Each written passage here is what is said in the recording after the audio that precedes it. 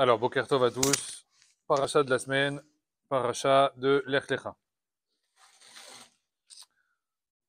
Alors, cette paracha, au début du Chumash, est fondamentale puisque c'est la première paracha où on va commencer, entre guillemets, toute la Yahadout du Ham Israël. Elle va démarrer de Avraham Avinu.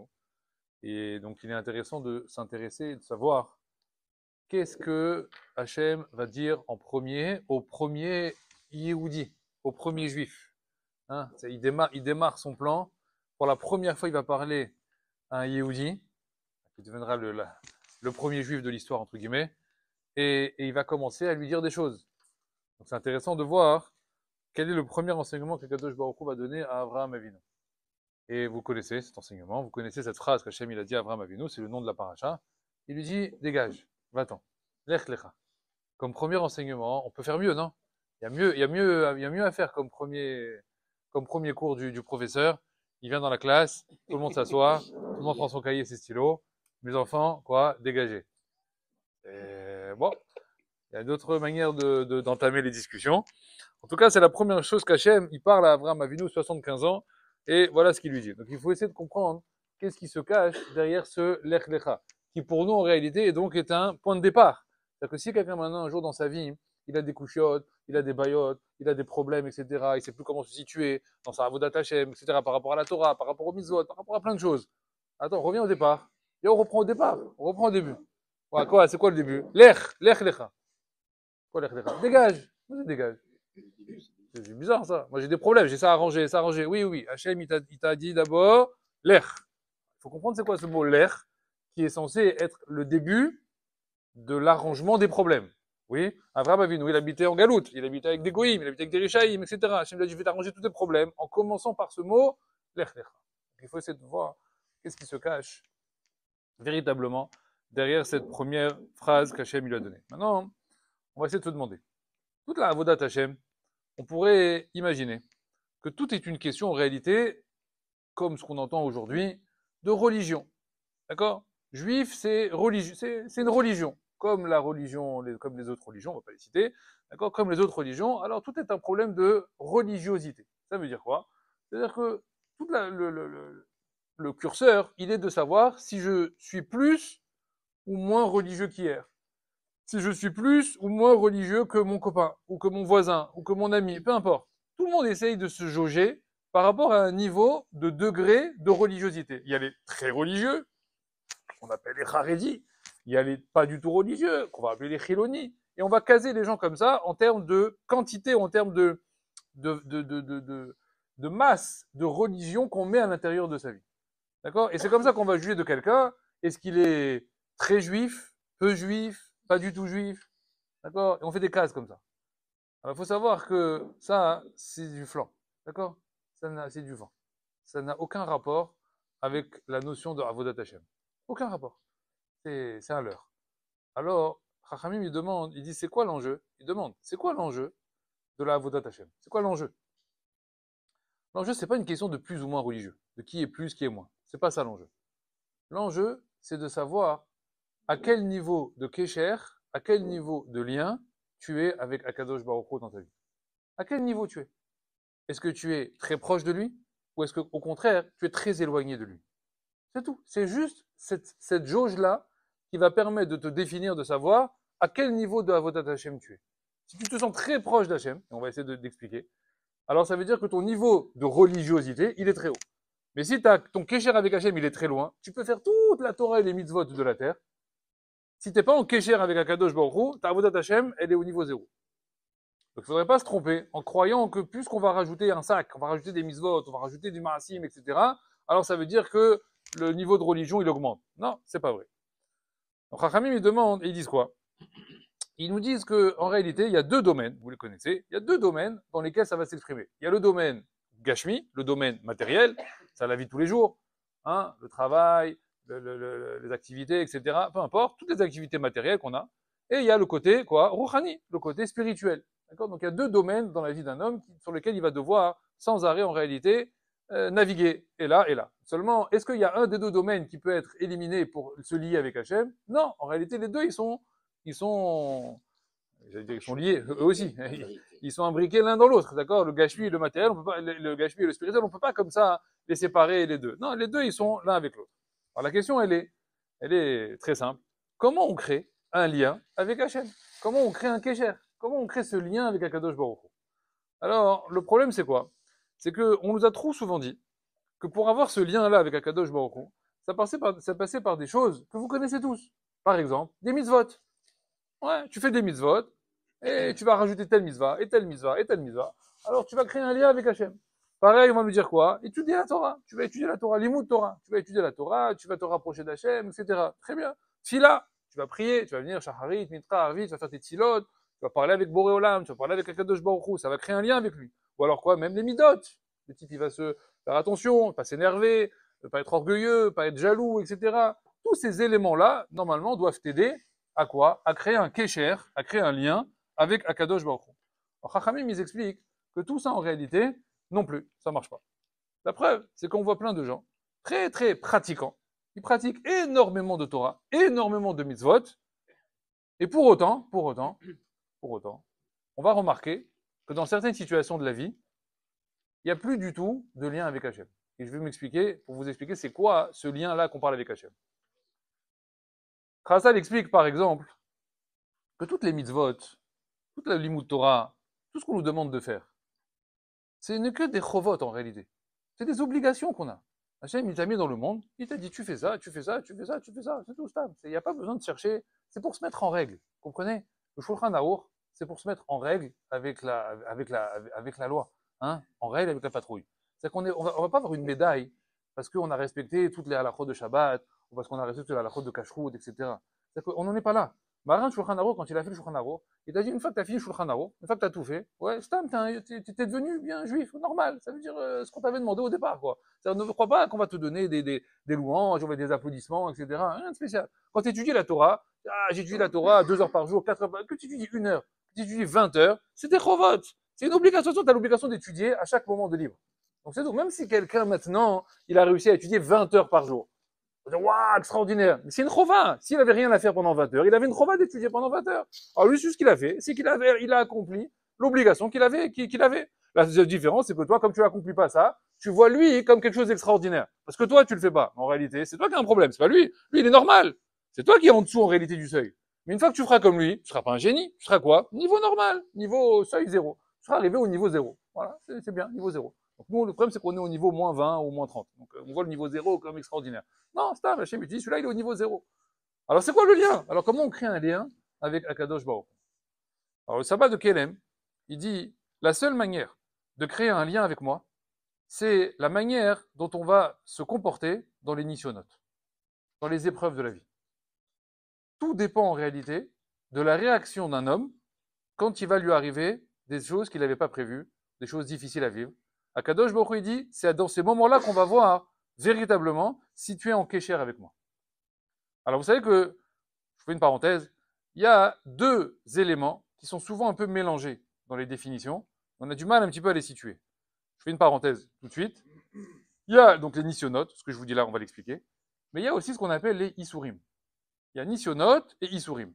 Isurim, c'est quoi? C'est des souffrances, littéralement des souffrances. Nisyonotes, des épreuves. On va la traduire comme ça pour l'instant. La Gemara, dans Arachin, elle demande, elle dit, alors on va passer sur Isurim. Elle demande, elle dit, c'est quoi des Isurim? Ad Kedekar, donne-moi un exemple de quelque chose qui s'appelle des Isurim.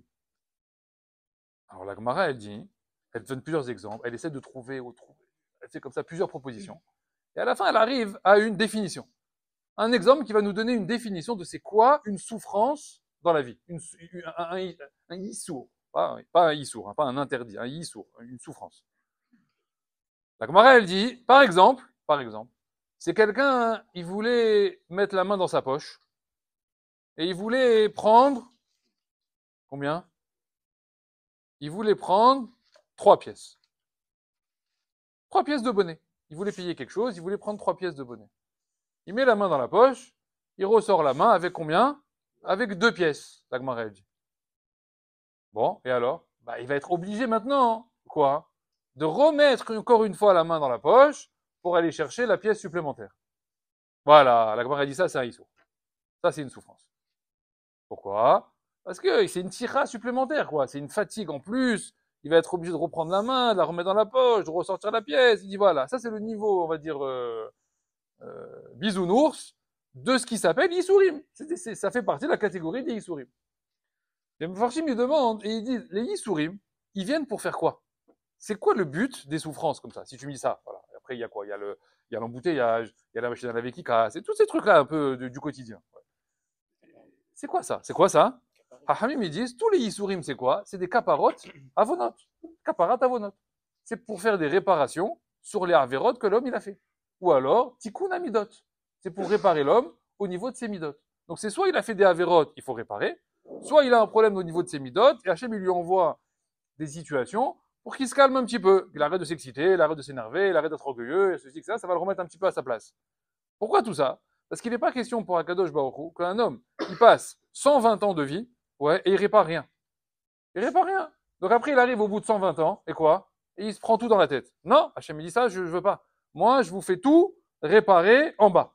La mécanique, elle est en bas. Parce que la mécanique de réparation là-haut, la vérité, bon, je sais pas si on a envie de passer par le mécanicien là-haut. Le mécanicien là-haut, il est un peu bizarre, quoi. Il a une fourche, etc. Bon, il a envie de...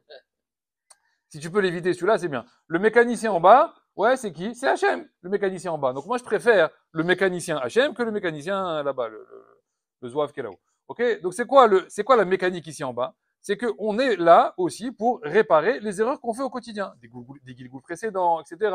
Mais aussi des avérotes qu'on fait nous-mêmes dans notre propre vie. D'où on le voit ça, par exemple. On a une Gemara dans Sanhedrin qui nous dit, par exemple, que Rabbi Akiva, à la fin de la vie de Rabbi Eliezer, son rave, il est rentré chez lui et il a vu Rabbi Eliezer très malade, qui était comme ça avec des souffrances, il avait mal partout, des maladies, etc. Et tous les élèves, ils voient le rave comme ça, grand Rabbi Eliezer à Gadol, tout le monde se met à pleurer. C'est une vision terrible de voir le rave comme ça dans une situation complètement catastrophique.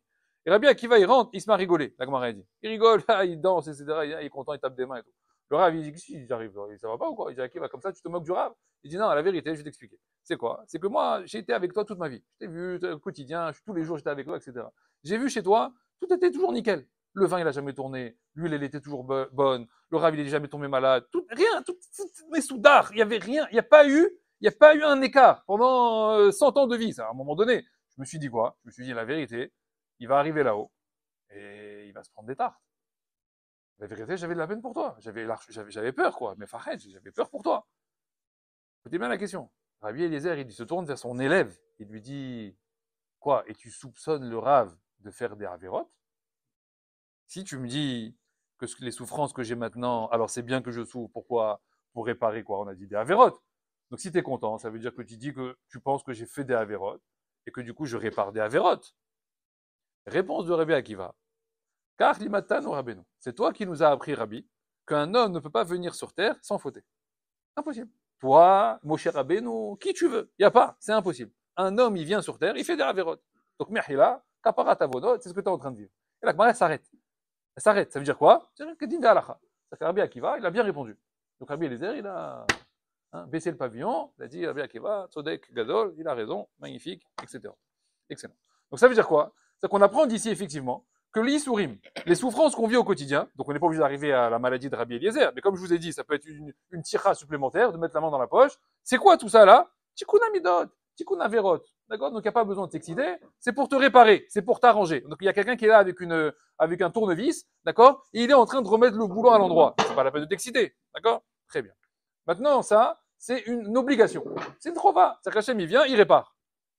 Mais tu n'as pas gagné de level avec ça. Tu n'as rien gagné en réalité. Tu n'as pas monté de niveau. C'est juste que tu as déchiré le vêtement, on a recousu le vêtement. Donc le vêtement, il était bien au départ, tu l'as déchiré, on l'a remis bien. Donc il est où le vêtement? Au même niveau qu'au départ. Mais tu n'as pas bougé de place. On t'a pas mis un nouveau vêtement avec quelque chose de supplémentaire. Donc ça t'a rien fait gagner.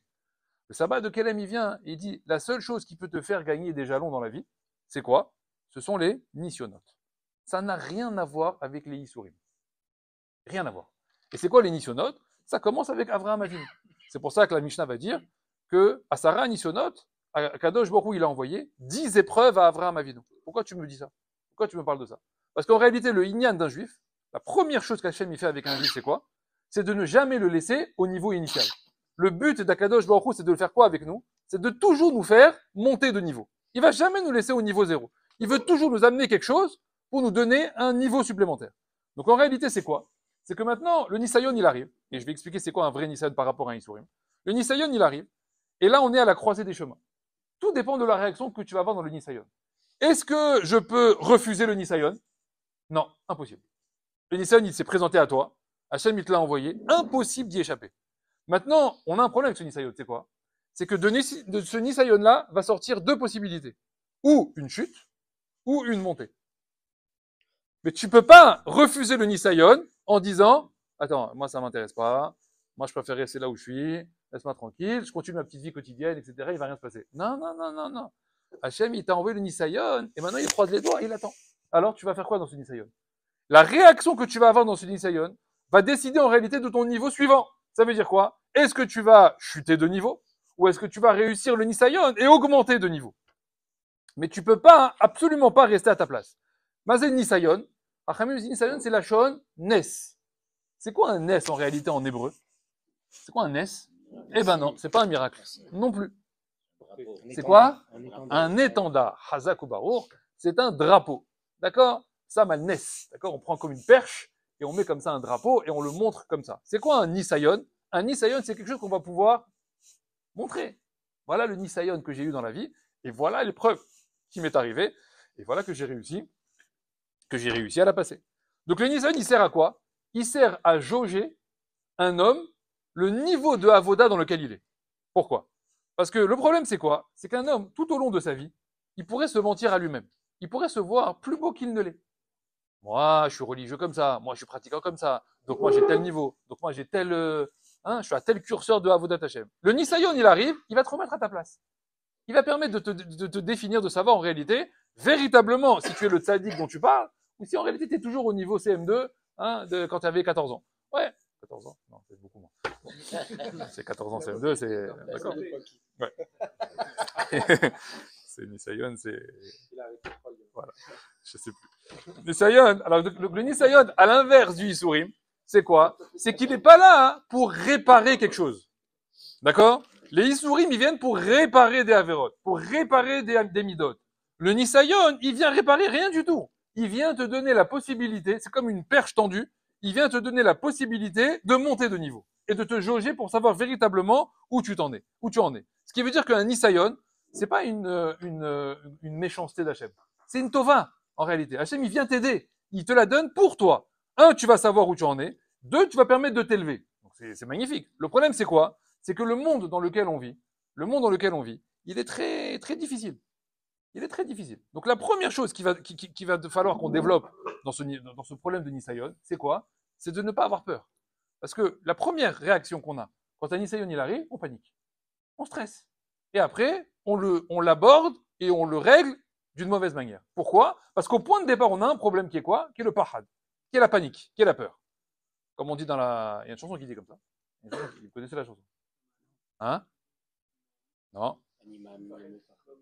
Non, là vous y étiez presque. C'est bien ça. Il y a le Golan.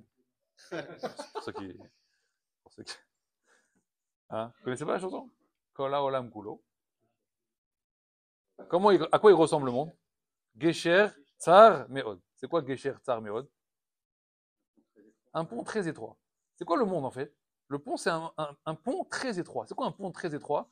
Le monde, c'est quelque chose qui vient c'est oppressant, qui va te presser. Tu crois qu'Hachem va te laisser tranquille? Non, un Nisayon là, un Nisayon là. Ça s'arrête jamais. Qu'est-ce qu'il te dit après? Vea Ikar. Mais le Ikar dans la vie, c'est quoi? Le Fachet Klal. Le Ikar, c'est quoi? C'est de ne pas avoir peur du tout. Parce que si tu commences à paniquer, tu es sur le pont, peut-être il va tomber, peut-être il va s'écrouler, peut-être il n'y a pas de marche, peut-être il tient pas bien, peut-être celui qui l'a construit. Ça y est, c'est fini. Tu as perdu le Nisayon. C'est terminé, tu passeras pas. Tu vas t'arrêter sur le pont, tu vas pleurer jusqu'à demain matin. La première chose qu'il y a, un Nisayon, il arrive, les Fachet Klal. Pourquoi? Parce que le Nisayon, qui c'est qui te l'a envoyé? C'est pas le voisin, c'est qui? C'est Akadosh Baruch Hu. Et il te l'a envoyé pourquoi? Un, pour te jauger, deux, pour t'élever. Pourquoi les Fachet? Pourquoi tu paniques? Pourquoi tu as peur? C'est pour toi. C'est ce qu'il a dit Hachem à Avraham Avinu. La Naatra ou les Tovatra. C'est pour ton bien et c'est pour toi. Avraham dit ok. Même tout ce que je fais. Donc déjà, l'olé fachet. C'est ça qu'il veut dire quand il dit lecha. Lecha, les Tovatra et la Naatra comme dit Rashi. C'est quoi? L'olé fachet. N'aie pas peur. Tout ce qui va t'arriver, ne panique pas. Donc ça c'est la première chose. Maintenant, ça veut dire quoi être jaugé? Ça veut dire quoi se jauger dans sa avodat Hashem? Je vous donne un exemple. Imaginez quelqu'un Maintenant, très mahmir dans la cache-route. Très mahmir. Les règles de cache-route, mahfoud, les madrines. Ils vont en Israël, disent ça c'est ta rêve, et ça non, et ça truc, et la viande comme ça, et le truc comme ça, et shrité comme ça, et truc, le poisson aussi, et bon, il est insolant, lourdeur, d'accord? Plus mahmir tu fais pas, d'accord? Même si on lui dit la madrine, cachère, etc. Ah non, ça a été fait comme ça, comme si. Mahmir, 100 000%. Il n'y a pas plus mahmir que lui. Puis Tom, un jour, Hachem il dit, bon, on va tester ton niveau de khumra. On va voir. Il faut te jauger dans la vie. Oui ou non? C'est facile de faire mahmir. Quand il y a Yerushalayim, ou Abnei Brak, c'est facile. Puis Tom, un jour, il est parti en voyage. Ouais. Il arrive à l'aéroport de Taïwan, bloqué 5 jours. À l'aéroport de Taïwan. Il n'y a pas d'avion, monsieur Merhila. Il n'y a pas. Vous allez rester dans l'aéroport, interdiction de sortir de l'aéroport. Voilà. Et vous devez attendre ici. Il reste bloqué 5 jours d'affilée. Il dort à l'aéroport, là-bas à Taïwan, c'est ou du chien, ou du singe, ou du serpent. Voilà, il n'y a rien d'autre là-bas. Donc c'est quoi? C'est de l'eau, à la limite de l'eau, ou un café. 5 jours. D'accord? 5 jours, de l'eau et du café. C'est bien? On va voir. Premier jour, deuxième jour, troisième. On va voir jusqu'à quel niveau tu vas être capable de tenir ta khumra. À quel moment tu vas te dire, bon, là, quand même, un petit chips, c'est bon, quoi, ça va. Un petit paquet, etc., un petit gâteau, un truc, etc. Jusqu'à quel niveau tu vas aller? Hachem, il fait ça tout le temps. À chaque fois qu'on veut montrer qu'on est marmire dans quelque chose, qu'on veut monter dans la Avodat Hachem, Hachem, il n'y a pas de problème. Mais il faut tester la Avodah maintenant. Ne crois pas que ça va rester comme ça. Tu vas te retrouver dans une situation où ta Khumra, où tes mitzvot, où ta Avodat Hachem, elle va se jauger. Et on va vérifier. Maintenant, qu'est-ce qui se passe si l'homme ne tient pas? Il n'a pas tenu. Et il est parti acheter le paquet de gâteaux parce qu'il n'en pouvait plus. Alors ça veut dire quoi? Ça veut dire qu'Hachem, il te dit, remets-toi au niveau où tu es. Regarde le niveau où tu es. Arrête de te voir au quotidien à ce niveau-là. Parce que le plus terrible dans la vie d'un homme, c'est de se mentir pendant toute sa vie. C'est de se voir plus beau qu'il ne l'est. Donc en réalité, il ne travaille jamais. Il ne travaille pas. Par contre, ces moments-là, ils te permettent de te remettre à ta place. Donc il n'y a pas besoin de paniquer. T'es tombé, pas de souci. C'est juste pour te montrer là où tu es. Maintenant que tu es arrivé là, maintenant que tu es revenu au bon niveau là où tu es, maintenant on retravaille et maintenant on réavance. Donc les nisyonotes, même quand on les rate, ils permettent aussi de quoi? C'est comme rater pour mieux repartir, quoi. C'est-à-dire, on descend pour mieux rebondir. Donc même quand on les rate, en réalité, ils sont là pour nous permettre de repartir derrière. Maintenant, il peut y avoir également, ça c'est juste une parenthèse, il peut y avoir également des ponts entre Isurim et Nisyonotes. Ça veut dire qu'il peut y avoir des Isurim qui débouchent sur des Nisyonotes. D'accord? Et qui terminent par des nisyonotes. Ça veut dire ça commence par des petites épreuves, des petites souffrances, de tikkun, averot, etc. Et au final, le maasé en lui-même, il commence à monter. Alors c'est quoi la différence qu'il y a entre les deux? Rachamim dit c'est très simple. Le nisayon, c'est quand il va y avoir un événement qui va toucher à ta avodat Hashem, qui va toucher à ton service divin. Ça va s'appeler un nisayon. Je vous donne un exemple. L'exemple que je vous ai donné tout à l'heure, de le type qui va prendre une pièce, et qui met une pièce et qui remet la main dans la poche. Je veux dire, si maintenant tu dois refaire le geste supplémentaire d'aller prendre la pièce, ça va rien changer, ni à ton limoud, ni à ta tfila, ni dans tes mitzvot. D'accord? Il n'y a aucune incidence, bichlal, dans ta avodat Hashem. Donc ça, c'est ce qu'on appelle yisurim. Mais si maintenant tu te retrouves dans des situations où d'un seul coup, quoi? Ah ouais, j'ai plus envie de rien. Non, j'ai plus envie de prier. J'ai plus envie de mettre mes tefilines. J'ai plus envie d'étudier. Ah, donc les preuves qui te touchent là, c'est un vrai nisayon. C'est quoi le nisayon? Parce que tu vois que la conséquence de ça, c'est qu'il y a un impact, dans ta avodat Hashem. S'il y a un impact dans ta avodat Hashem, alors réalise que là tu es en train de vivre un nisayon et que ce nisayon il est fait pour faire quoi? À la base, il est fait pour t'élever. Donc il faut que tu ouvres les yeux. Il va falloir que tu te retrousses les manches et que tu sois prêt maintenant à travailler. Maintenant la question elle est, comment on tient dans les épreuves? Comment on arrive à tenir? Il nous faut des klalim, il nous faut des moyens. Quels sont les moyens pour tenir dans les épreuves? Je vous ai dit le premier, le B.A.B.A, c'est quoi déjà? L'eau les fahed. C'est de ne pas paniquer. Mais c'est pas suffisant, pas paniquer. Bon, et après, au niveau matériel, quoi.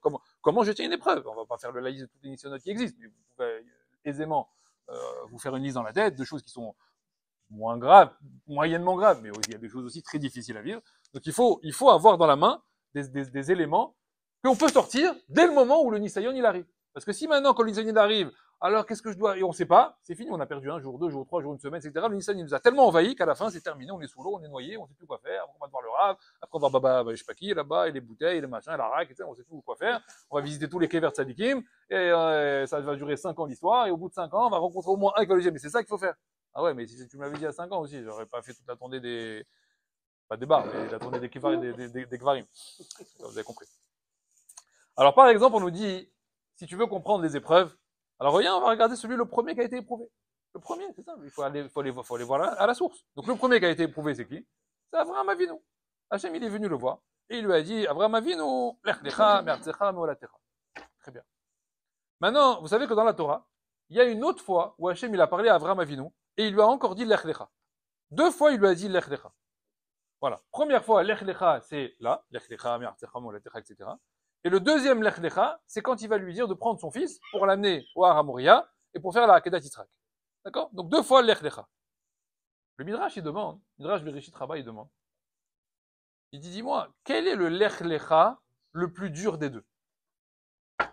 Quel est le lech lecha le plus difficile des deux? Le deuxième. Hein? Alors, je vous le dis, le Midrash, il va répondre après, c'est le lech lecha de Har HaMoriah. C'est le lech lecha pour la Akedat Yitzhak. Hazal, il demande sur ce Midrash, mais il dit, est-ce qu'il y a une avamina de poser la question? Comment il a pu imaginer poser la question? Le Mefarech du Midrash. Le lech lecha de Me'artzecha machin et le lech lecha de Hamoria, il y a une comparaison possible à faire. Pourquoi? Là-bas, vas-y, couper la tête à ton fils, va lui couper la tête. Ouais, et là-bas, c'est quoi? Les Anatra et les Tovatra, et je ferai de toi un grand peuple et un grand nom, et tu vas avoir Parnassa, et tu vas avoir un enfant. C'est que des Tovat là-bas. Hachem lui donne toute une série comment dire, de promesses positives.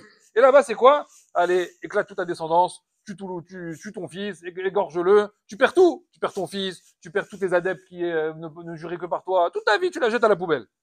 Et le Midrash, il demande, lequel des deux il est le plus dur? Lequel des deux? Et après, elle répond, bon, on a réfléchi quand même. Et Kanirek, c'est le deuxième quand même qui est le plus dur. Mais quel avamina tu as posé la question que le premier il est dur? Le premier il est pas dur. Où est la difficulté dans le premier? J'ai pas compris ton problème. Chazal, ils expliquent, il dit, c'est quoi la difficulté dans le problème? C'est à partir du moment où Hachem, il lui a dit, Lecha. L'Ech, Avram, il n'a pas de problème, l'Ech. J'exécute ce qu'Hachem, il me demande. L'Ech part, vient, revient, va, etc., monte, descend, il n'y a pas de problème. À partir du moment où Hachem, il lui a dit, Lecha, Avraham Avinu, il a eu un problème. Pourquoi? Comment je vais faire maintenant pour respecter la parole d'Hachem, ouais, sans que les tovot et les anaot que je vais avoir auront un impact sur ce que je vais faire? Parce que si maintenant je te dis, fais ça et je te donne 10 000 euros, tu vas faire. Mais tu les as fait pour le faire ou tu les as fait pour les 10 000 euros? Donc en fait, tu te fais avoir en réalité. Parce que tu as tellement une anaa, tu as tellement un profit, que peut-être que ce que tu fais là, c'est pas parce que tu voulais faire cette chose-là, c'est parce que tu as le profit derrière. D'accord? Par exemple, on te dit comme ça. Quel est le plus difficile entre accomplir la mitzvah de Tfilin ou faire la mitzvah de Onek Shabbat? Hein? La mitzvah la plus difficile, hein, je parle. Hein. Bah, c'est difficile de mettre les Tfilin? Plus que de manger un steak. C'est difficile? Je prends les Tfilin. Ouais, je te les donne. Je dis, vas-y, fais 7 tours. Voilà, quoi la kavod, c'est bien. C'est quoi la mitzvah de Onek Shabbat? Manger. C'est manger seulement, Stam? Non, dormir. C'est quoi la mitzvah de Onek Shabbat? Non, mais à la plaisir de qui? Non. Voilà, c'est ça le problème. Elle est où la difficulté dans Onek Shabbat? C'est pas Oneg la Yehudi. C'est Oneg Shabbat. Comment on est Menaheg le Shabbat? Ouais. Par la nourriture que tu manges, tu es Oneg le Shabbat. Le problème, c'est quoi? C'est que quand tu manges, tu kiffes, en réalité. Tu manges pour toi. Tu te fais un kiff. Tu manges des salades, tu manges des gâteaux, tu manges des pommes, tu manges des yaourts, tu manges de la viande, tu manges du riz, tu manges ceci, etc. Tu te fais un kiff. La Gemara, elle dit, à partir du moment où tu te fais un kiff le Shabbat, zélo Onek Shabbat. Tu n'as pas encore accompli la mitzvah. Alors, c'est quoi la mitzvah de Onek Shabbat? Le Onek Shabbat, c'est quand tu manges quelque chose de bon pour le kavod du Shabbat. Mais qui arrive à faire ça? Donc, la mitzvah la plus difficile, c'est laquelle? C'est celle où tu as une anaa. Mais le tfilin, tu n'as pas d'anaa. Le bras, il kiffe pas qu'il y ait une lanière sur le bras. Hein. Tu n'as pas de kiff ici. D'accord? Donc, toutes les mitzvahs où tu n'as pas de anaa, tu vas les faire, c'est facile. Le Rambam, il dit, tu prends un singe, tu lui donnes un loulav, il fait mitzvah loulav. Facile. Hein, il fait comme ça. C'est comme nous, comme des singes. D'accord? Il n'y a rien de compliqué à faire des mitzvot sur lesquels on n'a aucune anaa. Ah, mais quand on a une ana'a, là, ça commence à avoir un problème. Comme on le dit par exemple, ana'a dans Achilat Matzah. Il faut accomplir la mitzvah de Achilat Matzah. Mais comment tu fais pour accomplir la mitzvah de Achilat Matzah? C'est bon le matzah, tu la manges au début. Bon, peut-être au bout d'un kazaï, tu vas le ventre éclaté, mais en tout cas au départ, tu kiffes, il y a un goût. Comment tu fais? Comment tu fais pour accepter l'idée qu'il va falloir que je fasse la mitzvah, les Shem Hashem, les Shem Mitzvah, mais non, mais pas pour moi. Donc quand Avraham Avinu, il a entendu l'Ech, il était content. Quand il a entendu l'Echa, il a dit, tu m'as mis en galère. Et Rashi continue. Les Tovatra, les Anaatra, c'est quoi? Non, non, mais Avraham, je veux pas ça, moi. Je veux pas tout ça. Moi, je veux faire la mitzvah netto. Je m'en fiche, moi, que tu me donnes ou tu me donnes pas. Ça m'intéresse pas, en réalité. Donc, le Midrash, il demande, il dit, mais elle était très dure, en réalité, cette mitzvah qu'Hachem lui a donnée. Le premier Nisayon qu'Hachem lui a demandé, c'est quoi le premier Nisayon? C'est, je te demande de faire quelque chose et je vais te donner plein de récompenses. Ah, mais je viens, pas de problème. D'où on va faire ça? Hachem dit, tu as raté l'épreuve. Tu as raté l'épreuve. Pourquoi? Parce qu'il fallait venir sans attendre ce que je t'ai demandé. Mais pourquoi tu me l'as dit alors? Mais c'est ça l'épreuve. C'est ça, c'était ça l'épreuve. L'épreuve, c'était que je vais te dire, je vais te donner. Et toi, tu dois pas les attendre. C'est ce que Hachem va répondre à Moshe Rabbeinu. Moshe Rabbeinu, quand il va venir et qu'il va dire, oui, je comprends pas, tu m'as amené chez Pharaon, et maintenant il est énervé, et maintenant il dit, non, et pourquoi tu m'as envoyé, et c'est n'importe quoi. Qu'est-ce qu'il lui dit Hachem? Tu es loin des Havot. Tu es très loin des Havot. Tu es encore au niveau bisounours des Havot.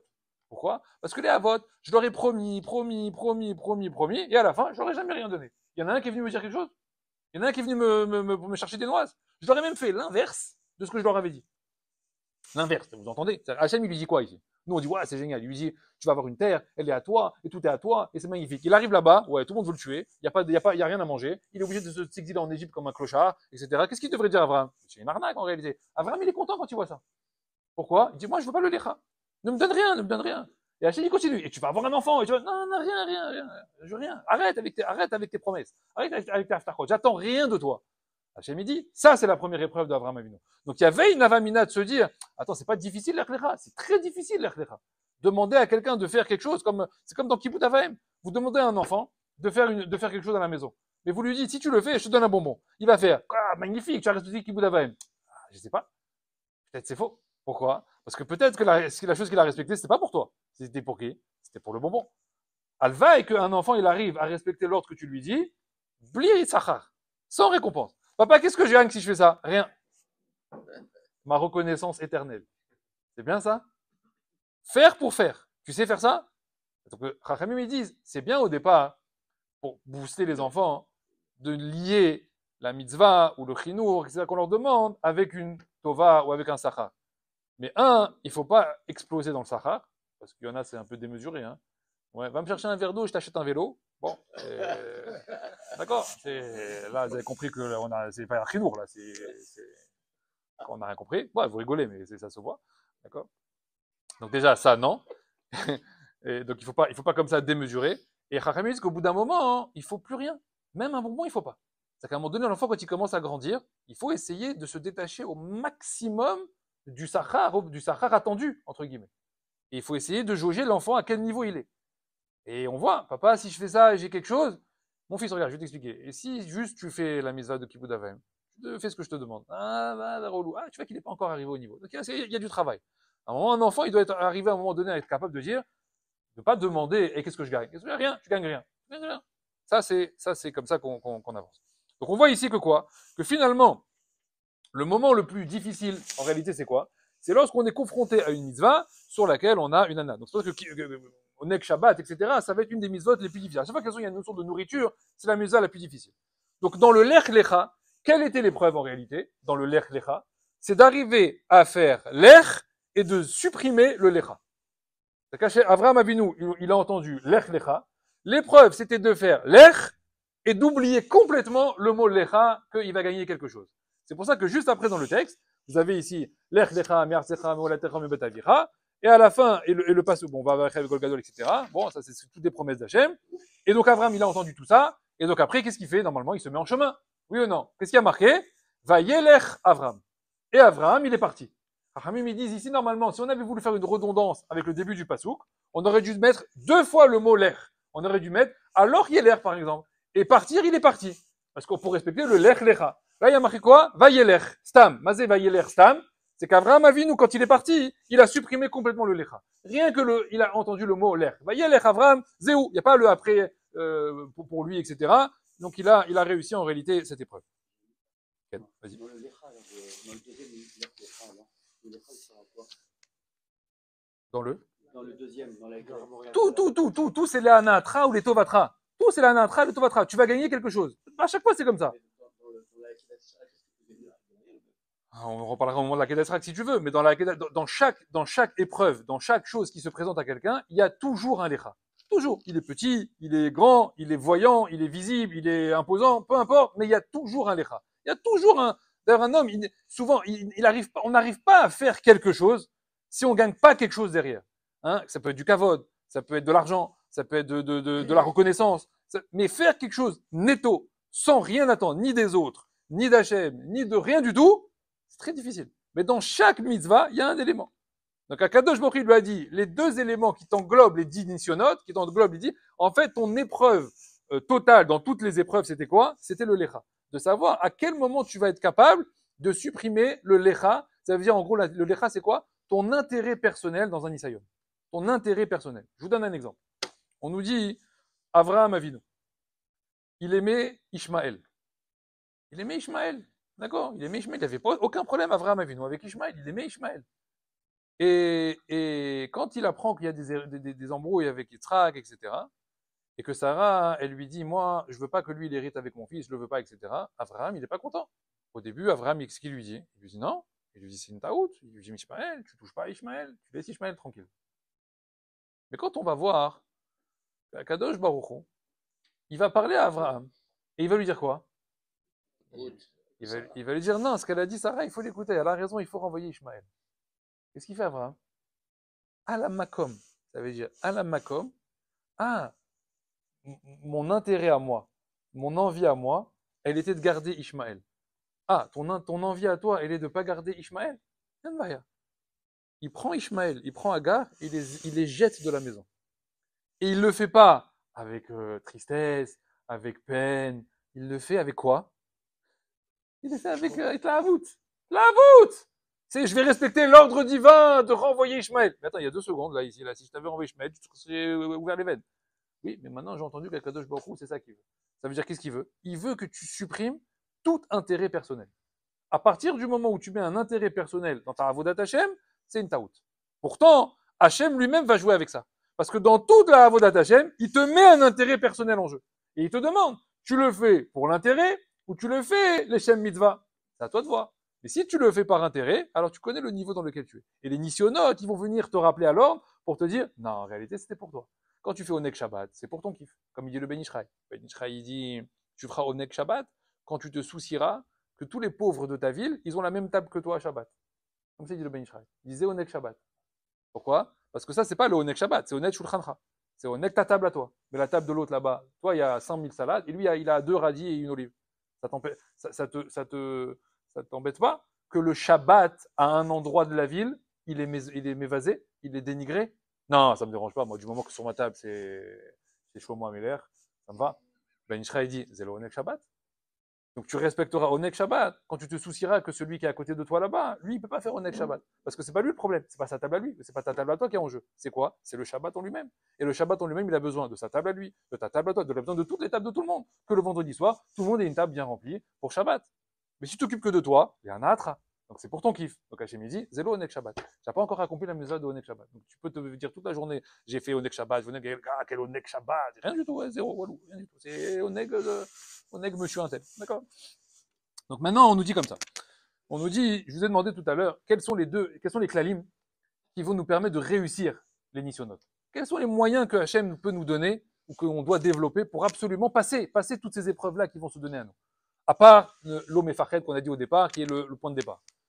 Alors, Rav Pinkut, il dit comme ça. Dans le Bet Amikdash, il y avait la avoda du Bet Amikdash, la avoda du temple. La avoda du temple, elle était scindée en 2 catégories. Il y avait les Kohanim et il y avait les Lévi'im. D'accord? C'était un vase communicant entre les deux. Les Kohanim, ils s'occupaient de quoi? Ils s'occupaient des corbanotes, des sacrifices, de la avoda des sacrifices, etc. Et les Lévi'im, ils faisaient quoi en attendant? Ils chantaient, ils agrémentaient ça de zimirot, de chants, de harpes, de violons, machin, etc. Bon, c'est le concert des Lévi'im. Ok? Chachamim, ils disent, le sacrifice, il peut avoir lieu s'il n'y a plus de Lévi? Non. Les Lévi'im, ils peuvent chanter s'il n'y a pas de sacrifice, Non plus. La avoda du Beth Amikdash, c'est quoi? C'est les deux. C'est Kohanim et Lévi'im. S'il manque l'un des deux, eh ben, on peut faire ni l'un ni l'autre. D'accord? On est obligé de faire les deux ensemble. Les deux sont obligatoires. Pour valider le service divin, les deux sont obligatoires. Rav Pinkus, il dit là-bas, dans son Sefer, que le plus grand chorban d'un homme, c'est quoi? C'est de vivre un éloignement avec la Shrina. De se sentir loin d'Hachem. La plus grande réussite d'un homme, c'est de se retrouver proche d'Hachem, de se sentir karov la Kadosh Baruch. Maintenant, le lieu qui symbolise le lien avec Hachem, c'est le Beth Amikdash, qui symbolisait le lien. Sha'ar Hashamaim, la porte du ciel, c'était à l'intérieur du Beth Amikdash. Quand quelqu'un il se sentait un petit peu halash dans sa avoda, etc., on lui disait va faire un tour au Beth Amikdash, on lui payait un billet d'avion, ouais, va au Beth Amikdash, il rentrait là-bas, il passait 3 jours, il s'inspirait un petit peu de la avoda du Beth Amikdash, il retrouvait un petit peu de ses forces, etc., Rouhani, et il repartait un petit peu de l'avant, parce qu'il lui manquait comme ça un petit kécher. Donc c'est où qui se trouve le kécher avec Akadosh Baruch Hu? C'est à l'intérieur du Beth Amikdash. Maintenant, de quelle manière il se fait ce lien avec Hachem dans le Beth Amikdash?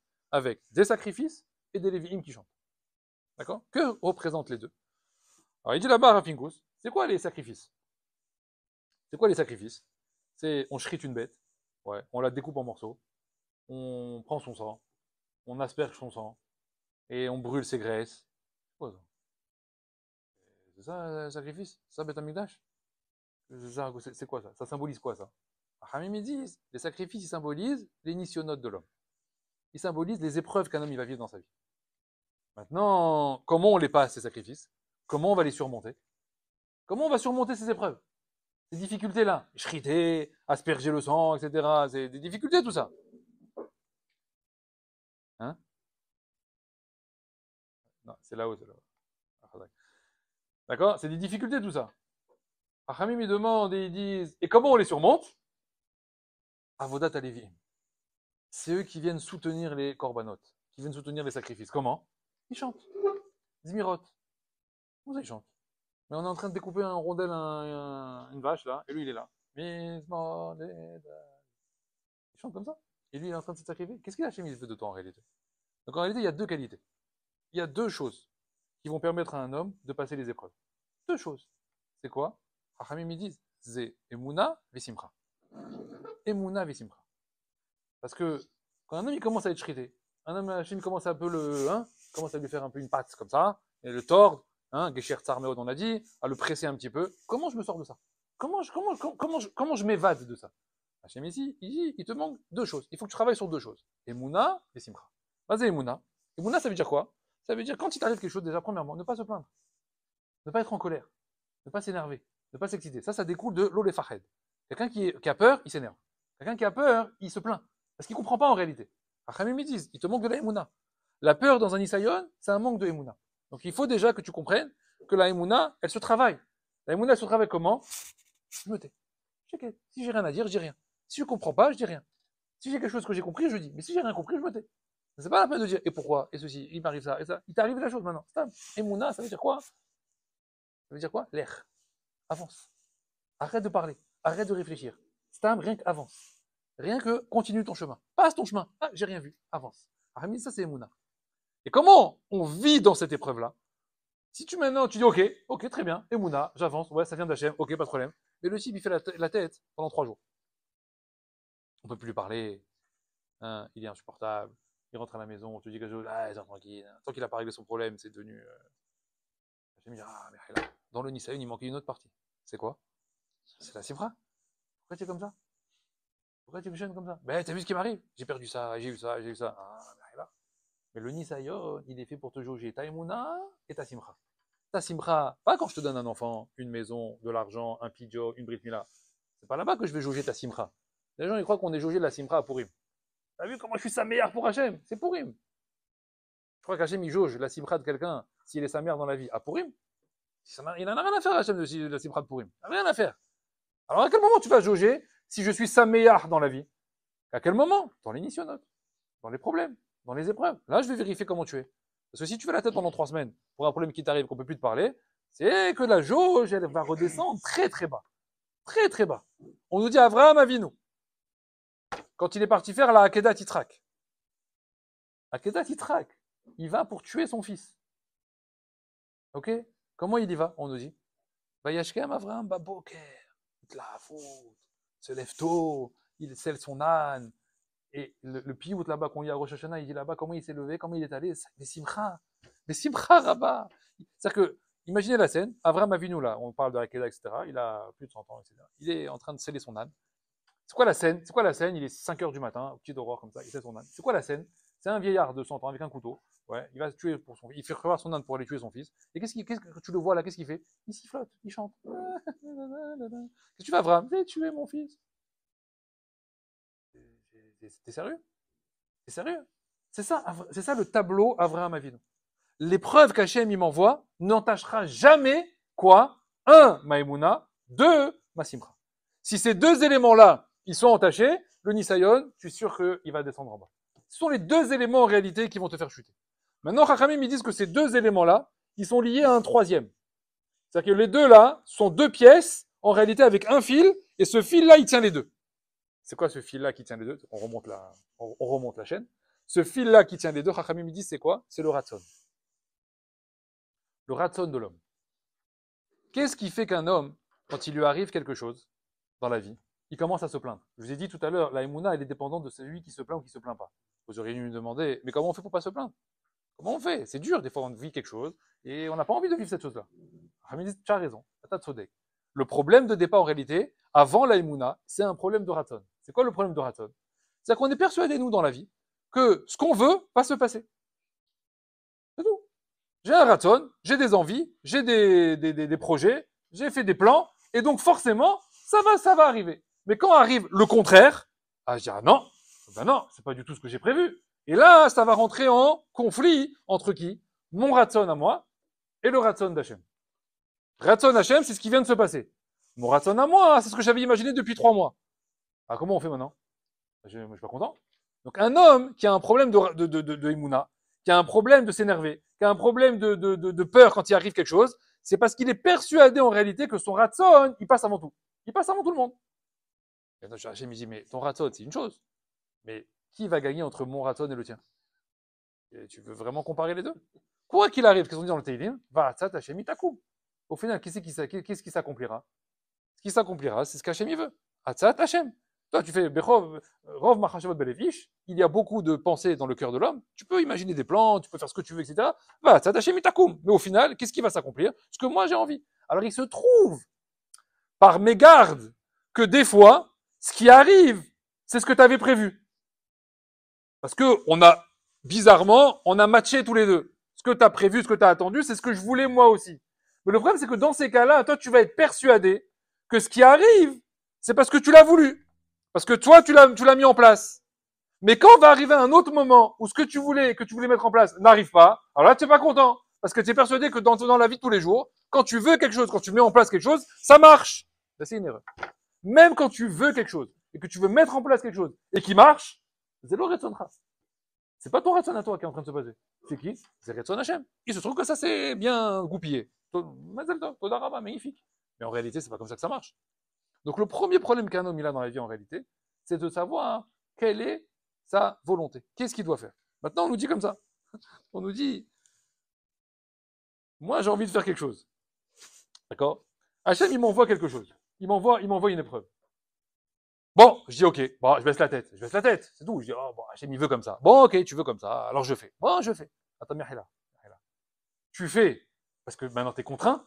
Ça veut dire que maintenant, Hachem, t'as bien vu que là, maintenant, il t'a écrasé comme ça avec sa main. Il t'a dit, tu feras comme ça. Maintenant que tu es obligé de le faire. Bon, tu le fais en te disant, ouais, bon, moi, je voulais pas, la vérité. Moi, tu me demandes, je voulais pas que ça se passe comme ça. Hein. Ou maintenant, tu le fais en te disant quoi? Waouh, si c'est ça le Ratson qu'Hachem, il voulait, ça devient quoi? Ça devient ce que moi, je veux maintenant. Et tu vas le faire avec la même Hitla Avout que si ça avait été ton idée de départ. Comment tu vas faire? Alors, Hamim, ils disent, si dans le Nisayon maintenant, tu te plies à la volonté d'Hachem. Mais avec quoi? Avec Hatzavout, avec tristesse, avec rancœur, avec regret, etc. C'est quoi ça? C'est que ton Ratson, il est toujours là. Il est toujours présent. Seulement, maintenant, t'as pas le choix. Il t'a mis la main sur la tête, il t'a écrasé maintenant. Donc maintenant, il y a pas, tu peux pas t'échapper. Mais t'as pas envie en réalité. Et tu te plains. Hachem, il dit, j'ai raté le Nisayon. Parce que le Nisayon, maintenant, c'est de quoi? C'est de comprendre que ce que j'attends de toi maintenant, c'est de faire ma volonté avec Simcha. Ma volonté avec Hitla Avout. Avraham Avinu, il a pris son fils Ishmaël, il l'a renvoyé avec Simcha. Je suis heureux de te renvoyer dehors. Mais il y a 2 secondes, c'était ton fils, la prenait de tes yeux, tu voulais pas le renvoyer. Maintenant que j'apprends que c'est la volonté d'Hachem de renvoyer Ishmaël, maintenant je le renvoie comment? Avec Simcha. Et avec envie. Et maintenant, ça devient quoi? Ça devient mon problème. Ça devient ma volonté. Ça devient mon projet à moi. J'ai juste regardé. Hachem, c'est quoi ton projet? C'est celui-là? Ah, ben ça devient le mien. C'est tout. C'est comme ça que ça marche. Maintenant, nous, on fait des plans. On fait des hypothèses. Quand on voit dans la vie de tous les jours qu'il y a un événement qui arrive et on voit que ça vient télescoper notre plan de départ, il faut pas se dire, ah ouais, moi j'avais imaginé. Non, Hachem vient juste recadrer. Bon, tu as imaginé comme ça. L'événement, il arrive. Tu vois maintenant que ça va se dévier comme ça. Qu'est-ce que je dois faire à la Macom? Très bien. Je dois prendre l'événement qui arrive et en faire le point de départ de quoi? Du nouveau plan. C'est tout. Mais pas commencer à m'exciter pendant 3 heures, à essayer de comprendre pourquoi je suis ici et pourquoi je suis là et je devais pas être comme ça et ça devait pas se faire de cette manière, etc. Merci là. Tu as pris toutes les précautions que tu veux. Ouais, tu arrives à l'aéroport. Ouais, tu as 5 heures d'attente dans le terminal. Il y a rien à faire. Tes enfants, ils vont t'éclater la tête. Ouais, et l'avion, il est pas là. Et c'est tout. Et quoi? Et tu t'énerves avec l'hôtesse, avec machin, avec le truc, et machin, et mon billet, truc, tu devais partir à l'heure. Pourquoi tu t'énerves? Tu t'énerves parce que tu comprends pas qu'ici c'est quoi? C'est un Nisayon, calme-toi. Calme-toi. C'est quoi? Hachem, il veut que tu sois là maintenant, pendant 5 heures. C'est tout. Tu peux prévoir des départs en vacances, tu peux faire ce que tu veux, mais Atzat, Hachem, itakoum. Faut jamais oublier cette phrase de la tête. Atzat, Hachem, itakoum. Là, l'envie d'Akadosh Baruch Hu, c'est la chose qui finira par se réaliser. C'est une demande dans la prière. Ta volonté sur la mienne. Okay, mais le problème, c'est que est-ce qu'on y arrive? Ça n'est pas donné à tout le monde. Et encore une fois, je vous dis des fois, on arrive à se plier à l'ordre divin. On arrive à faire, parce que de toute façon, on n'a pas le choix. Mais est-ce qu'on le fait avec Simcha? Pas du tout. La majorité du temps, on finit par le faire, mais on n'est pas content. Et on fait la tête. Oui ou non? Par exemple, la femme, elle te demande de rester un peu à la maison. Toi, tu devais aller à la Tfila, tu vas aller au Limoud, tu vas aller chez quelque part, etc. Bon, ok, d'accord. Oh, c'est bon, je reste. Qu'est-ce que tu restes? Et tu fais la tête. Qu'est-ce qu'elle va te dire au bout d'un moment? Elle dit, attends, si c'est pour rester et faire la tête comme ça sert à rien. Ça sert à rien. Ouais, elle va dire lech. D'accord? Pourquoi? Parce que maintenant que tu restes, maintenant que tu es là, maintenant que tu as compris que c'est ça le matzav, qu'est-ce qu'il faut faire maintenant? Maintenant, il faut le faire avec Simcha. Non, nous, on veut montrer notre désaccord de départ. Je vais être là, mais je veux te montrer jusqu'au bout qu'en réalité, je veux pas être là. C'est quoi ça? C'est un raton. C'est que tu n'as pas réussi encore à être battel. Tu n'as pas réussi encore à annuler ce que toi, tu voulais. Rachamim me dit, c'est très mauvais de faire une chose pareille. C'est très mauvais d'être comme ça. C'est un très mauvais trait de caractère en réalité. Quelqu'un, par exemple, il a sa femme, elle est malade, un petit peu fatiguée, et le jour de Kippour, il arrive. Non, pas forcément, elle est enceinte, on dirait elle est enceinte, fatiguée, les enfants, etc. Et c'est Kippour, il arrive. Ouais, Kippour, il arrive. Alors elle lui dit, tu sais, Kippour, ça va être difficile avec les enfants, etc. Il faudrait que tu restes avec moi à la maison. Quoi? Ça va pas, non? Yom Kippour, Tfila, 25 heures, Malachim, etc. Malachim Akdoshim, tu connais Malachim Akdoshim? Tout en blanc, Lavan et tout, etc. Quoi? Je veux pas aller à la choule, moi? Ah, j'ai des choses à faire, moi, à la choule. On prie, etc. C'est un jour de Avoda. Ken, aval, moi, je suis fatigué.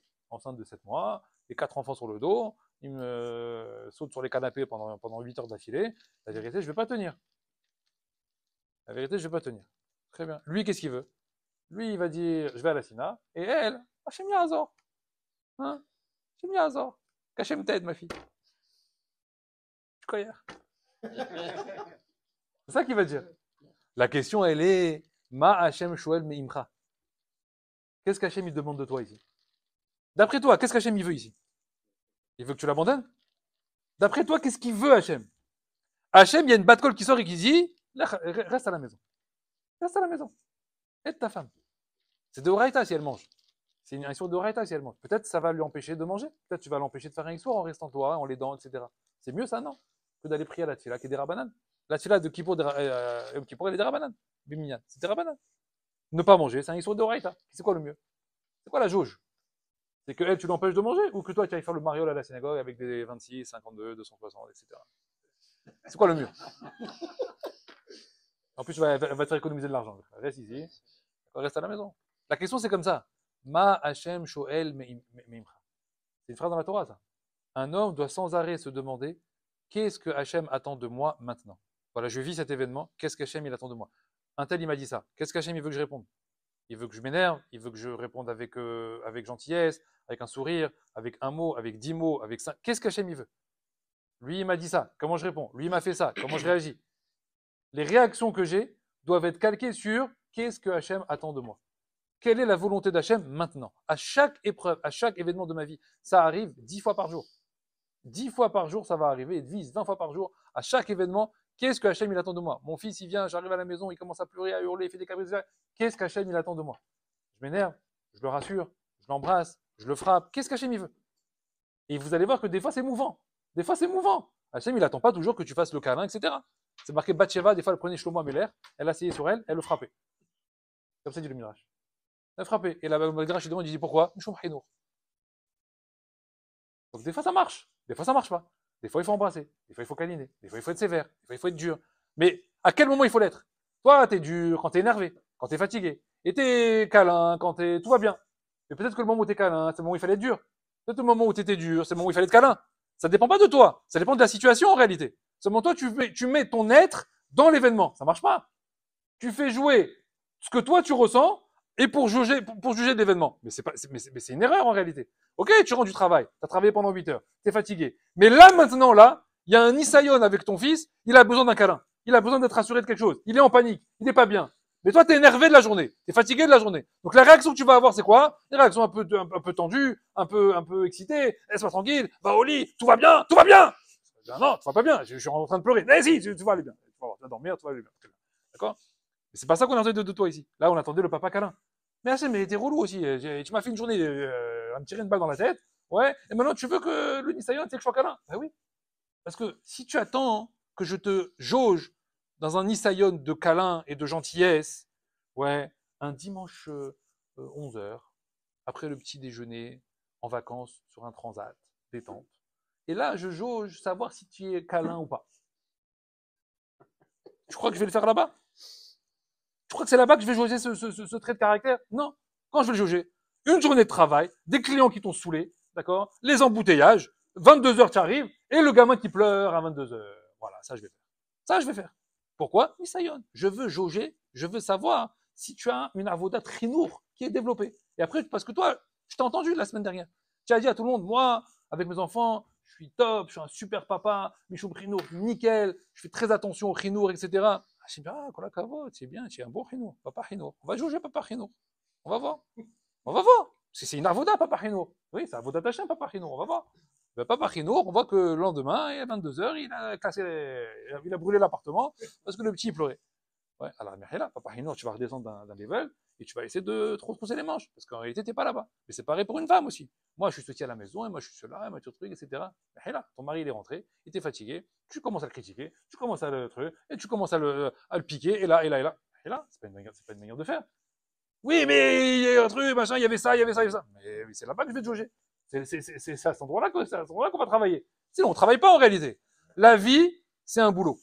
D'accord? On n'est pas là pour se reposer sur une chaise longue. On n'est pas là pour siroter un coca. On n'est pas là pour mettre des lunettes de soleil. C'est un travail. Hachem, il a pris Abraham. Il lui dit, tu veux travailler maintenant? Hachem, il avait déjà 75 ans. Oui, vous rendez compte? Il avait déjà 75 ans. On aurait pu dire, bon, 75 ans, Hachem, bon, tu sais quoi, fais un enfant. Et avec ton fils, je travaille. Au bout de 0. Non, 75 ans. Tu sais quoi, Hachem, Abraham, la première avoda? On va bosser, hein. Ouh, on va travailler, toi et moi. Hein.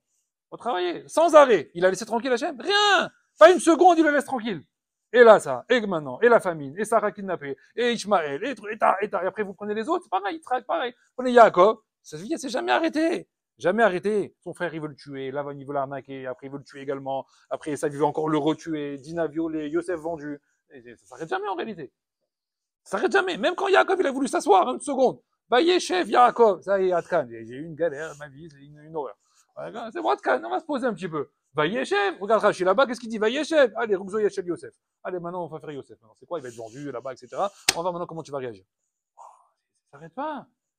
Ça s'arrête pas. Pourquoi? Je veux jauger 2 choses dans ta vie. Tu es venu pour ça. Donc, c'est ce que je vous ai dit au départ. Nous, on croit qu'on est jaugé sur mitzvot, sur limoud, sur Torah. C'est des chovot, ça. Quand je te dis, viens t'asseoir étudier, tu fais pas une tova, Hachem. C'est normal, c'est une chova. Tu n'as rien à faire, tu as un chova d'étudier. Comme ça, dit le Rambam. Tu n'as rien à faire là? Non, bah, c'est chova d'étudier. Là. Bitoulzman, Bitoul Torah. C'est tout. J'ai rien fait, j'ai tué personne. Non, mais tu as fait Bitoul Torah. Quoi, comme ça, parce que je reste comme ça? Ouais. Razonich, il disait à ses élèves, comme ça, il avait fait comment tu appelles, un takana dans le Maïshiva.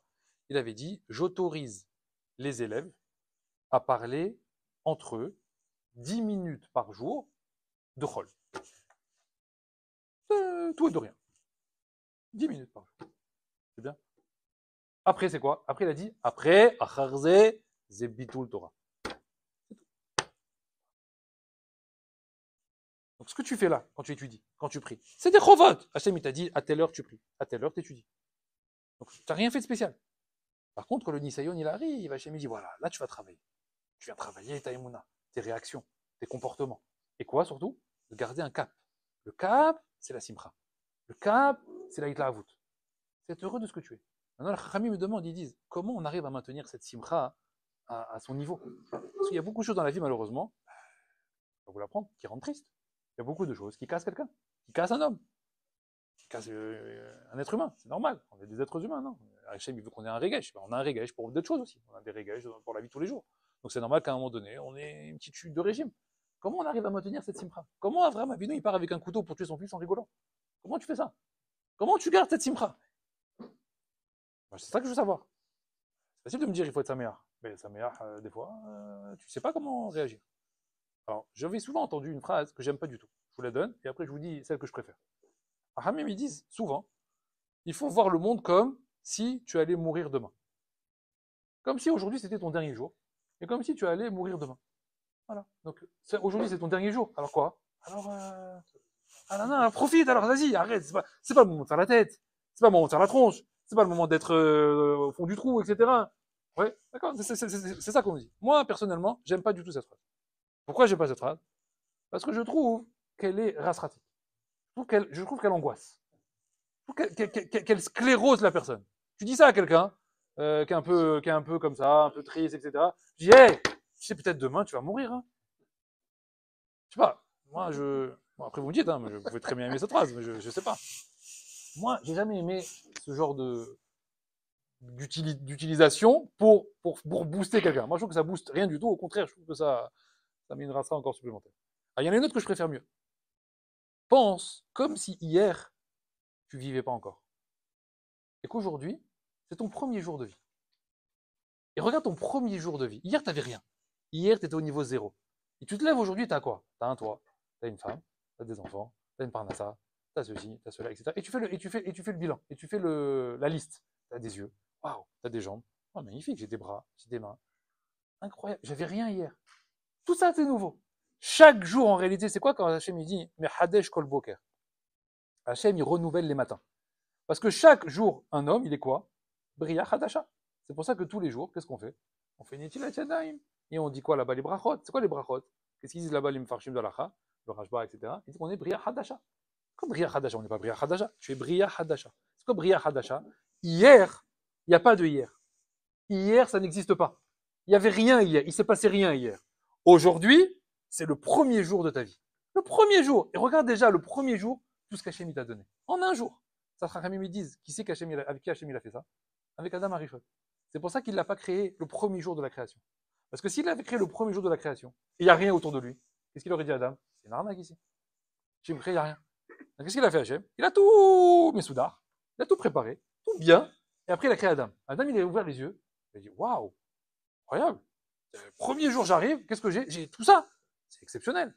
Hachem, il dit, la rasera d'un homme, la tristesse d'un homme, la déprime d'un homme, c'est parce qu'il est sans arrêt tourné vers ce qu'il avait avant, vers le passé. Ouais, j'aurais dû faire comme ça avant. Et les regrets. Ça, la déprime. La dépression aujourd'hui, c'est quoi? La dépression des gens aujourd'hui, c'est quoi? C'est qu'ils voudraient refaire leur vie. Et à 20 ans, j'aurais dû faire tel choix. Et à 25 ans, j'aurais dû faire comme ça. Et hier, c'est ça. Et la semaine dernière. Mais si nous, tu te dis, il n'y a pas d'hier. Il n'y a pas. C'est aujourd'hui que ça commence. Si c'est aujourd'hui que ça commence, alors il n'y a plus de dépression. Il n'y a plus de déprime. Puisque toute la déprime, elle est une comparaison du moment maintenant avec le moment d'avant. Ça amène une déprime. Alors oublie le moment d'avant. Laisse tomber. Comme ça ne devait pas exister. Et aujourd'hui, tu commences ta vie. Tu peux faire ça? Hamim dit, si tu fais ça, c'est Simcha. Ça, la Simcha, elle va commencer à venir. C'est ça qu'il lui a dit à Avraham Avinu. Première phrase que je te dis, c'est quoi? L'air. Mazé, l'air avance. Oublie ce qu'il y avait avant. Et c'est pour ça qu'il lui dit, Me'artecha, Molatecha, Mibetavicha. Tu fais table rase. Tu coupes tout ce qu'il y avait avant. Élimine tout le passé. Comme si ça n'avait jamais existé. C'est pour ça qu'on nous dit, je comprends pas. Avraham, son père, c'était rare. C'est pas sûr. C'est pas sûr. Peut-être Avraham, c'est un Adam Arishon. C'est comme Adam Arishon. Ça veut dire comme une bria qui a été créé comme ça de toutes pièces. C'est pour ça qu'Hachem il va faire un switch avec Abraham Avinu, qu'on nous dit qu'il va devenir le premier juif de l'histoire. Et vous savez qu'aujourd'hui, par exemple, un guerre qui se convertit et qui devient juif, ses parents, d'après la halakha, ne sont plus ses parents. D'accord? D'accord? Ils ne s'appellent plus ses parents. Tinok ben Avraham Avinu. On le relie directement avec Avraham Avinu. Ça donne plein de règles halakhiques, etc. D'accord? Par rapport à ses anciennes sœurs ou frères. Est-ce qu'ils sont encore ses frères, encore ses sœurs? Kanye que non. D'accord? Donc, comme s'il avait coupé entièrement le système précédent. Mais pourtant, il est un peu là. Hachem, il te demande, à partir du moment où tu veux rentrer dans ma avoda à moi, c'est une avoda au jour le jour. Un jour, c'est maintenant, c'est là qu'on t'attend, c'est au moment présent. Ouais, mais il n'y a pas hier. Hier, oublie. Ouais, mais regarde, hier, j'ai fait des... Laisse tomber. C'est maintenant que ça commence. Le premier jour de ta vie, c'est le premier jour où tu te lèves, c'est le premier jour où tu vas commencer à faire les choses. Rachamim me disent, c'est qu'avec cette avoda-là, que tu arriveras à maintenir un niveau de simcha et avec une émouna parfaite. Mais toute la émouna est flanche parce que justement, tu fais des comparaisons avec les générations ou les moments précédents. Donc Rachamim nous explique. Il dit un homme, il n'est pas là pour savoir dans la vie s'il a raison ou s'il a tort. Est-ce que j'ai raison de faire ça ou est-ce que j'ai tort de faire ça? Est-ce que c'est bien ce que je fais ou est-ce que c'est pas bien ce que je fais? Est-ce que j'ai envie ou est-ce que j'ai pas envie? C'est pas ça l'enjeu. On s'en fiche de ça. T'as envie, t'as pas envie, c'est bien, c'est pas bien, t'avais tort, t'avais raison. C'est pas ça les questions qu'il faut se poser. C'est quoi la question qu'il faut se poser? Qu'est-ce que lui il a envie? Qu'est-ce que lui il me dit que c'est bien? Qu'est-ce que lui il veut que je fasse? Parce qu'il y a des choses, vous allez voir, dans la halakha, on va te dire, halakha, il faut faire ça. Et c'est un truc terrible. Tu vas te dire, mais pas du tout. N'importe quoi. Mais je peux pas faire une chose pareille. Mais c'est un scandale. C'est un scandale que la halakha m'ait demandé de faire. Ouais, mais c'est la halakha. La halakha, ça veut dire quoi? C'est que c'est ce que Hachem veut. Ah, mais j'ai plus rien, moi. Après, toi, tu peux faire jouer, j'ai envie, j'ai pas envie. Mais c'est pas ça c'est pas là-bas qu'on t'attend. Nous, on t'attend que quand tu rentres, tu mets ton nez dans la halakha, c'est de comprendre que ce que Hachem il veut, ça doit devenir ce que toi tu veux. Donc ça veut dire que quoi? Ce qu'Hachem il attend de toi, c'est de réaliser que ce qu'il attend de nous, c'est de réaliser qu'on a tous un potentiel. Pourquoi Hachem il est si dohak avec nous? Pourquoi il ne nous laisse pas tranquille? Parce qu'il connaît notre potentiel. Il sait à quel niveau on est capable d'aller. Il sait jusqu'à quel point on est capable de grandir. Quand Avraham Avinu il a entendu la promesse qu'on était Ka'afar Haaretz, il a eu très peur.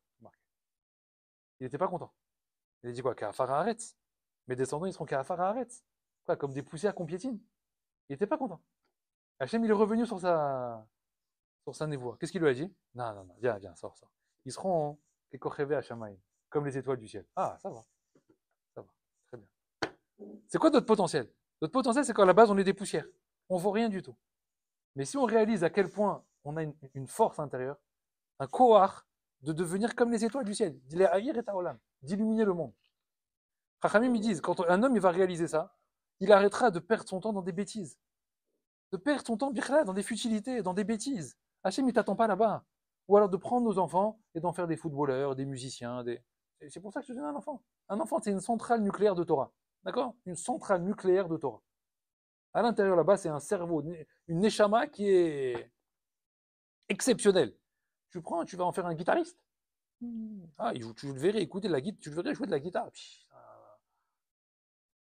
Qu'est-ce que j'en ai à faire, moi, que je sais jouer de la guitare? Qu'est-ce qu'il y a? Tu vas faire un pianiste? Un footballeur? Un tennisman? C'est pour ça que je te donne un enfant. Je t'ai donné un enfant pour que son roi, ce qui sort de sa bouche, c'est marqué que aujourd'hui le Ham Israël il tient avec l'air, avec les poussillons, c'est marqué là-bas, Tinokot shel Bet Rabban, des enfants qui étudient la Torah. Des enfants qui étudient la Torah, qui font un schéma Israël, qui font des Teilim, qui étudient la Torah, même s'ils ne comprennent pas tout, etc. Mais ils étudient la Torah. C'est sur ça que le monde y tient aujourd'hui. Tinokot shel Bet Rabban. Pas sur un qui va se prendre pour le numéro 9 de je sais pas quoi avec un maillot de foot sur le dos. C'est bien, va t'exciter un peu, va te défouler un peu, etc. Mais n'en fais pas une arvoda. N'en fais pas un objectif. Il y a la médaille, et la coupe, et le mercredi soir, et le dimanche, et le mardi soir, et le machin. C'est quand même comme toi. Et arrête. C'est une activité comme une autre. Un peu de vélo, un peu de machin, etc. Ça y est, maintenant, zéro. Le Icar, c'est quoi? C'est Icar. Et nous, on perd notre temps là-bas. Hachem, il dit, on a un potentiel. On a un potentiel explosif. D'accord? C'est une explosivité. Les Baalei Moussar, ils disent quand on voit un enfant très excité. Rachamim, ils disent il ne faut pas paniquer. Il ne faut pas être stressé. Pourquoi? Il dit parce que c'est un enfant qui a une énorme neshama dans un tout petit corps. Il y en a qui ont des neshamot plus grandes que les autres. D'accord? C'est lesquels qu'on voit, les enfants qui ont des neshamot plus grandes que les autres. C'est des enfants petits, très excités, hyperactifs. Ils ne s'arrêtent pas. Et non, ils sont tout calmes. Celui qui est excité, c'est quoi? C'est Neshama Gdola. Neshama Hashuva. Hachem, il lui a mis une Neshama, une fille, un garçon, une Neshama extraordinaire. Et il peut pas, il n'arrive pas à gérer. Et si c'est Baal Moussa, attends un peu. Le corps, il va grandir, et il va réussir à maîtriser cette Neshama mieux, et tu verras qu'après, ça va s'équilibrer. Faut pas paniquer. Et ça veut dire que quoi? Quand tu vois un enfant comme ça, toi, tu t'énerves, et machin, réalise quel potentiel il doit y avoir à l'intérieur. Alors, utilise le potentiel. Utilise-le au lieu de le gronder toute la journée, de le maîtriser toute la journée, de le frapper éventuellement, de le punir. Pourquoi tu fais ça? Tu sais ce qu'il y a à l'intérieur. Après, il est bloqué comme ça. Papa, il m'a puni. Mais il en peut plus. Il a envie de tout casser. Alors, prends cette énergie. Essaye de la mettre dans quelque chose de rouhani, dans quelque chose de gdusha. Le potentiel qu'on a, il doit pas être mis dans le futile. Il doit être mis dans la gdusha et la tahara. Pour nous d'abord, je dis précise bien, pour nous d'abord, et après ça rejaillira sur la famille, sur les enfants, etc. Mais si nous déjà, on n'a pas compris qu'on a un potentiel, nous, non, ça y est, moi j'ai 50 ans, ça y est, ouais, c'est fini. Ah, tu n'as plus rien, toi, ouais, Walou, il n'y a plus rien à tirer. Réalise le potentiel, il faut réaliser, même nous, même adultes, le potentiel qu'Hachem nous a donné. Il t'a donné un potentiel extraordinaire de faire des tovot, de faire la tzedaka, de faire une chassadim, d'aider les gens, de maintenir ta émouna, d'être toujours sa meilleure, de donner de la simcha autour de toi, d'étudier la Torah plus encore. J'étudie 10 minutes par jour, c'est le top. C'est pas vrai. Tu peux faire 20, tu peux faire 30 minutes, tu peux faire 10 fois plus que ce que tu fais. C'est pas vrai. Moi, je vous le dis, on peut faire 10 fois plus que ce qu'on fait. 10 fois plus. Seulement, on veut pas. C'est un ratson. On veut pas. Et on pense que voilà, c'est ce qu'Hachem, il est bien, il est content. Mais Hachem, il veut pas ça. Hachem, il veut que tu étudies et là, et là, et là, et là, et là. Il veut que tu pries là, là, là, et là. Non, ça va, ça y est, j'ai fait Shacharit Mincha, oh, ça y est maintenant. Et Teilim, tu as lu Teilim? Non, c'est pas la peine Teilim, c'est pour les Askarot, et Teilim. Hein, quand il y a un iftar, on fait Teilim. C'est comme ça les David Amelech. David Amelech, il a dit, vous lirez Teilim quand il y a un mort. C'est ça qui est marqué. Chachamim, ils ont dit, les Teilim, ils ont été scindés en Hamisha, en 5 Sfarim. Pourquoi? Zekar Hamisha, Chomoshe Torah. Ils ont la même valeur que le limoud des 5 livres de Moshe Rabbeinu. La même valeur. Ils ont été divisés en 5. Teilim, c'est pas de la parlotte. Teilim, c'est du limoud. Teilim, c'est de la tfila. Teilim, c'est des tahanounim à Hachem. Pareil, il ne faut pas le lire comme un pixou. Hein, c'est un télim, ça? Un télim, ça? Fais 2 télim. Je préfère que 25. Hein, non, moi, je dois terminer mes télim du jour. Ouais, tu les as vus, c'est les télim du jour, comment tu les termines? Vous avez vu les gens qui font les télim du jour? Ça y est, j'ai fait. J'avais cru que c'était quoi un objectif? Ce que j'ai dit tout à l'heure. La Torah, ce n'est pas des objectifs. La Torah, ce n'est pas une question de plus ou de moins. Celui qui croit que c'est ça la Torah, c'est une erreur. Il va se planter toute sa vie. La Torah, c'est pas ça. La Torah, c'est ma ratzon Hashem. Le ratzon Hashem, c'est là. Si tu as envie de faire Teilim, c'est que tu fasses tes Teilim bien. Que tu pries vraiment dans ce Teilim-là. Que tu y mettes de la tfila. Que tu y mettes du tahanoun. Que tu comprennes ce que tu dis. Que tu me pries vraiment. Que tu me demandes quelque chose à travers ce Teilim. Mais si c'est un texte, c'est pas du Zohar. Hein, du Zohar, tu comprends rien. Donc oui, on te dit lis-le comme ça. Donc, on te dit oui, c'est bien. Lire du Zohar, la Neshama, elle comprend quelque chose, toi, tu comprends rien, mais au moins c'est passé. Mais Teilim, c'est là, tu peux quand même essayer de comprendre ce que tu racontes.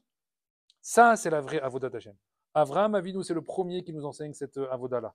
De comprendre que dans la vie, il faut avancer. On oublie ce qu'il y a vu avant. Chaque jour, c'est un nouveau jour. La simcha, il faut la mettre à chaque étage. Chaque épreuve qui arrive, on bombe le torse, on serre les poings et on remonte les épaules et on se dit c'est bon, je vais y arriver. Pourquoi je vais y arriver? Parce que ça vient de lui. Si ça vient de lui, c'est quoi on a dit? C'est pour mon bien. Si c'est pour mon bien, j'ai Emouna que c'est pour mon bien. Oui, Ikar, l'eau les fachettes. Et le Ikar, c'est quoi? C'est de jamais avoir peur. Pourquoi? Comme il a dit David Ameller. Même si tu m'amènes dans les sentiers de la mort, pourquoi j'aurais pas peur? Parce que Ataï m'a dit, parce que tu es avec moi. Si je sens que tu es avec moi, c'est ce que je vous parlais au départ. Le Kesher avec Hachem, la proximité avec Boré Olam, si je sens véritablement qu'elle est avec moi, à travers toutes ces étapes-là, où je vais à chaque fois tenir, cette crouva-là, elle me permet à chaque fois de tenir l'épreuve suivante. L'épreuve suivante, à chaque fois d'épreuve en épreuve. Donc cette courbe-là, elle me permet de maintenir en réalité tous les niveaux, toutes les épreuves, je vais pouvoir les supporter. C'est ce que David Ameller, il a dit. Il lui est arrivé plein de choses dans sa vie, David Ameller. David Ameller, c'est une vie terrible. Son fils, il veut le tuer, l'autre violer, l'autre machin, etc. Ah, David, tranquille. Tu vois, David Ameller, détente. Il est exilé là-bas comme un clochard chez les rois étrangers. David, ça va? Ouais. Hachem, il t'aime. Ah, j'ai le fils qui m'aime. Ah bon? Bon, c'est pas bon. Même les goïms, ils ne comprenaient pas. Ils disaient, mais il est fou, celui-là. Le roi David, mais Israël, il se sauve comme un bandit. Son fils, il veut le canarder avec des harpes, etc. N'importe quoi. Et lui, il est là, il est content. Content. Mizmor les David. Un chant de David, un chant d'allégresse. Un chant d'allégresse. J'ai cassé du cerveau, quoi. Ouais. Mizmor les David, mais pourquoi Shalom Beno? Un chant de David, un chant d'allégresse de David, le jour où son fils l'a poursuivi pour le tuer. C'est sérieux? Je fais un télim pour ça? Ken? Pourquoi? Sa mère. Zemouna. Pourquoi? Ce qui se passe là, c'est Kadosh Baruch Hu qui envoie ça.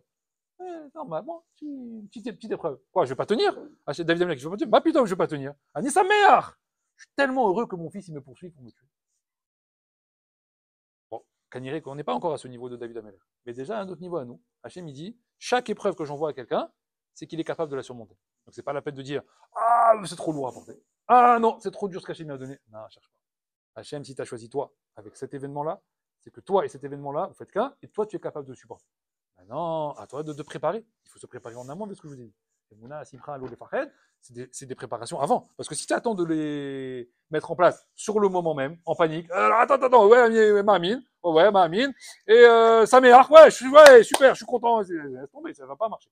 La Simcha, c'est quelque chose qui doit s'accompagner toute la vie, et quand l'épreuve elle arrive, je suis déjà à 90%. Donc c'est bien, donc ça va pas m'entacher. Kaniré, Alvaï, que on puisse comprendre le potentiel qu'on a, qu'on puisse l'accomplir et qu'on puisse, Bezrat Hashem, faire, nous, ce qu'on veut et qui devienne véritablement la volonté d'Akadosh Baruch. Amen.